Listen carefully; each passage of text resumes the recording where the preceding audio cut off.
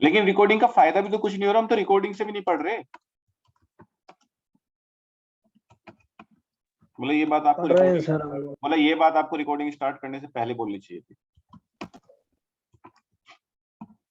Call MD6. Okay, let's say you want to create a drop down. GROUP. Okay, यहाँ पे LABELE label. Let's say I want to create a country का drop down और the city का drop down, जो भी आपको। Okay, and HTML में drop down कैसे लेते हैं? Select option. अरे वेरी गुड। तो select हमने लगा दिया। ओके, एंड इसके अंदर आप जितने ऑप्शंस टैग लगाओगे उतने आपके ड्रॉप डाउन के अंदर वैल्यू दिखाई देंगे। लेट्स से इंडिया आपको दिखाना है, ठीक है, और लेट्स से कि आपको यूएसए दिखाना है। तो ये इस तरीके से आपका पेज के ऊपर जाके देखोगे। इसके ऊपर क्लास लगा देते हैं जिससे थोड़ा ठीक दिखाई दे बूटस्ट्रैप की, और इसके लिए भी बूटस्ट्रैप की सेम ही क्लास है फॉर्म कट। तो आपको सेम ही क्लास आप इसके ऊपर भी यूज कर सकते हो। तो पेज के ऊपर जाके देखते हैं कि कैसा लग रहा है हमारा। ओके, तो this is your country drop down. तो आपको ऐसे दिखाई देगा, बट ये तो मैंने हार्ड कोड कर दी वैल्यू। मुझे क्या करना है, ये वैल्यूज अपनी टीएस फाइल से उठानी है, क्योंकि हो सकता है बाद में ये वाली वैल्यू कहां से आए, डेटाबेस से आए। डेटाबेस में हम कंट्री की टेबल बनाएंगे, तो डेटाबेस तो बाद में देखेंगे। सबसे पहले मैं क्या कर रहा हूँ, यहाँ पे मैंने एक COUNTRIES कंट्रीज एनी करके, ठीक है, एक एरे ले लिया, और यहीं पे मैंने क्या किया, हार्ड कोड कंट्रीज रख दी उसमें। जैसे मैंने कंट्री आईडी लेट से 1 रख दी, और कंट्री नेम बाद में यही वैल्यू आपकी डिट्टो डेटाबेस से। डेटाबेस में आप क्या करोगे, एक आईडी नाम की टेबल बना, वो क्या कहते हैं, कॉलम ले लोगे, और उसके अंदर एक कंट्री नाम का, या लेट से मैं आईडी और नेम ही लेता हूं, और एक नेम नाम का कॉलम ले लोगे। अब ये वाली value we will fetch from the database. तो 2 3 4 5, okay, USA, UK, Australia, okay, okay. तो लेट्स से अब आपको ये जो ड्रॉप डाउन बाइंड करना है वो इस वेरिएबल से बाइंड करना है। तो हम कैसे करेंगे, तो कैन ड्रॉप डाउन बाइंड करने का मतलब देखो सीधी सी बात है, ये ऑप्शन टैग इतने होने चाहिए जितने इस कंट्रीज के अंदर वैल्यूज हैं, करेक्ट?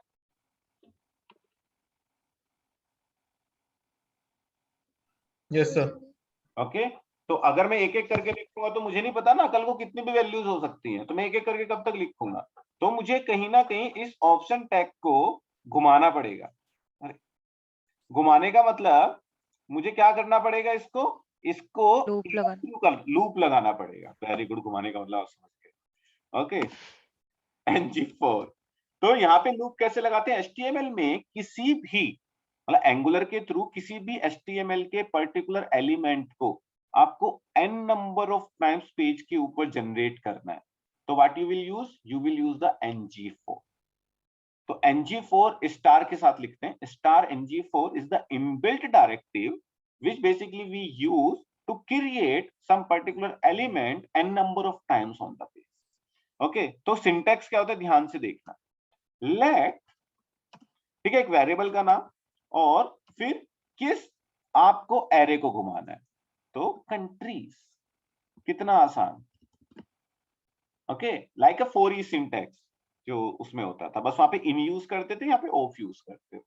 अब यहां पे देखो पहली बार क्या होगा, जब ये लूप थ्रू होगा, इस कंट्री में से उठा के इस कंट्री के इस वाले पूरे ऑब्जेक्ट को किसको दे देगा, सी को दे देगा, और हम सी में से क्या निकाल के प्रिंट कर देंगे, नेम। That's it.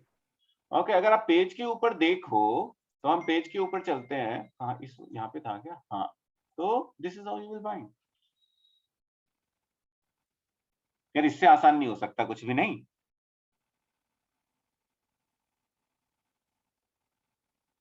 इस चीज में हाँ बोलना है। हाँ। इसमें टेक्स्ट बाइंड होगा, वैल्यू भी कैसे बाइंड होगा? अरे बस कर रहे हैं आपका, बस क्वेश्चन सर आंखों पे। अब let's say you have a value property, तो वैल्यू प्रॉपर्टी को अगेन आपने सीख तो रखा है सब कुछ, सी डॉट आईडी। तो पेज के ऊपर जाके देख लें, ये इसको इंस्पेक्ट करके देखो। ओके, ये सेलेक्ट, ये ऑप्शन वैल्यू 1 2 3 4 5 बाइंड हो गई, टेक्स्ट में ये बाइंड हो गया। अब इससे पहले आप मेरे से क्वेश्चन पूछो, क्योंकि बहुत चीते हो आप लोग, हमें पता है।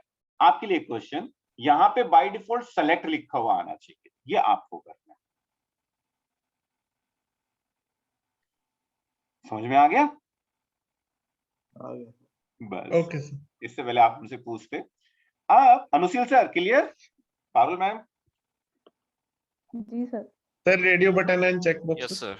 अरे लगाएंगे, सब लगाएंगे, फैजल सबका बदला लेगा। तो सबसे पहले हमको एक इंपॉर्टेंट कॉन्सेप्ट बता दे, like if you want to create the countries on some different form as well, like the form which we created yesterday, like yesterday means the last class, SR component. Let's say मुझे यहाँ पे भी चाहिए, ठीक है, इस वाले form के ऊपर कहाँ जनरेट हो गया, ये इस वाले फॉर्म के ऊपर भी चाहिए। So what I will do, I will do the same thing. मैं इस कंपोनेंट पे आके भी कंट्रीज का एक कर दूंगा, और जैसे मैंने ब्रीड के ऊपर जनरेट किया, मैं इस डिव को हटाऊंगा, उठाऊंगा यहाँ से, और एसआर के कंपोनेंट का जो एचटीएमएल बना हुआ है उस एचटीएमएल पे भी लाके यहाँ पे रख दूंगा। तो ये वाला जो एसआर है वो हमने एसआर नाम से, ये ब्रीड हो गया, ये एसआर हो गया, तो एसआर में भी आपका आ गया। ओके, लेकिन प्रॉब्लम क्या है, अभी अगर मुझे लेट्स से मेरे पास कुछ ऐसा डेटा है, वो डेटाबेस से नहीं आ रहा, लेकिन मुझे हार्ड कोडी में बाइंड कर रहा हूं, लेकिन डिफरेंट कंपोनेंट्स पे बाइंड कर रहा हूं। जैसे कि लेट्स से कंट्री मुझे डेटाबेस से लेकिन यानी मेरे पास ऐसी रखी हुई है लेट्स से, तो अभी आपको यहाँ पे भी लिखना पड़ेगा, यहाँ पे भी लिखना पड़ेगा, इस वाले हर एक कंपोनेंट के अंदर जाके you need to declare that variable. And कल को लेट्स से आपके पास 100 कंपोनेंट है जिसमें आपको ऐसी चीज दिखानी है, तो व्हाट यू विल डू, आपको 100 कंपोनेंट के अंदर जाके वो चीजें लिखनी पड़ेगी। और कल को अगर एक चीज चेंज हो गई, यूके की जगह एक लेट्स से कंट्री ऐड हो गई या कंट्री रिमूव हो गई जहां पे आप ऑपरेट नहीं करा रहे हो अपने सॉफ्टवेयर को, so you need to change the 100 components. Problem है? प्रॉब्लम लग रही है कि नहीं लग रही? हाँ sir. So rather than writing this particular data in each and every component, what we can do, we can create a Angular service, ठीक है, and we can put this data in the Angular service, और उस service को जिस जिस component में चाहिए वहां पे हम यूज कर सकते हैं। तो इन Angular we use Angular services to share the data between different components. That's it. If you have some common data and you want to pass that data in between different components, then what you can do, you can use Angular services. बस इतना सा concept है, केवल concept का नाम है। अगर आप C# में देखो तो C# में आप क्या करोगे, एक क्लास फाइल बना लोगे, उसके अंदर एक मेथड बना दोगे, जहां भी आपको जरूरत है उस मेथड को क्लास का ऑब्जेक्ट बना के आप कॉल कर दोगे, वो कॉमन हो गया। करेक्ट, कुछ ऐसा रॉकेट साइंस नहीं है, बस यहाँ पे उस क्लास को जो आप अलग से बना रहे हो C# में, उसके यहाँ पे एंगुलर सर्विस नाम। बस कैसे बनाते हैं क्विकली देख लेते हैं, ज्यादा टाइम नहीं लगेगा। लेट्स से मैं एक फोल्डर बना रहा हूं जिसके अंदर मैं जितनी भी सर्विसेज बनाऊंगा सारी इस फोल्डर के अंदर रखूंगा। Currently I am creating a country service, COUNTRY.CS service.ts। आपको एंगुलर आती है, हमने बोला था पहले दिन आपने कंपोनेंट बनाना सीख लिया, आपने सब कुछ सीख लिया, क्योंकि कंपोनेंट बनाने का मतलब you need to declare a class, उसके ऊपर decorator and import statement. The same thing you will do here, import class, let's say COUNTRY country service, oh export, sorry, तभी तो import करेंगे। You need to write a decorator। Component के लिए कौन सा decorator use करते थे component लिखने के लिए? और वेरी गुड, कंपोनेंट डेकोरेटर था, कंपोनेंट करेक्ट, कंपोनेंट डेकोरेटर था। पाइप लिखने के लिए कौन सा यूज करते थे? पाइप। Very good. सर्विस लिखने के लिए कौन सा यूज करेंगे? Injectable service. बस सर्विस के केस में नाम चेंज है, इसलिए मैं पूछता हूँ ये क्वेश्चन कि तुक्के में सर कभी सर्विस के इंपोर्ट करेंगे Injectable. इंजेक्टेबल, और इसका भी हमारा जो डेकोरेटर बनेगा वो भी इंजेक्टेबल बनेगा। अरे वेरी गुड। तो ये चीज आपको याद रखनी है, केवल सर्विस के केस में अलग है, वरना कंपोनेंट के केस में कंपोनेंट है, पाइप के केस में पाइप है, आगे जाके डायरेक्टिव पढ़ेंगे डायरेक्टिव है, मॉड्यूल पढ़ेंगे मॉड्यूल है, मतलब एनजी मॉड्यूल है। लेकिन केवल ये एक ऐसा है सर्विस के केस में इंजेक्टेबल। तो how you will write a service, आपको इंजेक्टेबल डेकोरेटर, और मजे की बात है इंजेक्टेबल डेकोरेटर के अंदर कुछ नहीं लिखना होता, खाली छोड़, लिखना चाहो तो आप लिख सकते हो, लेकिन जरूरत नहीं है। सर इसमें प्रोवाइड इन भी तो लिखते हैं सर। हाँ मैं वही तो बता Provide in रहा हूँ, root. लिखना चाहो तो लिख सकते हो, उसका मतलब मैं बताऊंगा क्या होता है, लेकिन अगर नहीं लिखोगे तो भी चलेगा, कोई प्रॉब्लम। ओके, उसका मतलब मैं बताऊंगा। मतलब सर मैंडेटरी नहीं है लिखना इंजेक्टेबल। हाँ मैंडेटरी नहीं है। Now what I am doing here, I am creating a method. Method कैसे बनाते हैं, लेट्स से गेट कंट्रीज, और ये क्या करेगा यहाँ से, let's say RETURN return, and what we will do here, ये एरे रिटर्न करा देंगे, रादर देन कि हर जगह लिखें। हमने सर्विस बना तो ली इतनी मेहनत से, हम यहाँ से इस एरे को रिटर्न करा देंगे। ओके, ये एरे बन गया हमारा। अब जो भी कोई इस मेथड को कॉल करेगा वो उसको ये एरे मिल जाएगा, जिस भी कंपोनेंट में इसको कॉल किया जाएगा उसको एरे मिल जाएगा, दैट्स इट। लेकिन इतना आसान नहीं है। ओके, मतलब आसान तो है, कहने का मतलब आपने कंपोनेंट बनाया, कंपोनेंट को आप रजिस्टर करते थे, similarly you will register your service. तो आप कैसे करोगे सर्विस को रजिस्टर, यहाँ पे IMPORT। अनुष्का सर आपकी कॉल है क्या इसके बाद, वरना इसको फिनिश करें। 8:30 पे है सर, बट वो 5-7 मिनट के लिए ही होती है, ज्यादा लॉन्ग नहीं चलती है। Yes sir.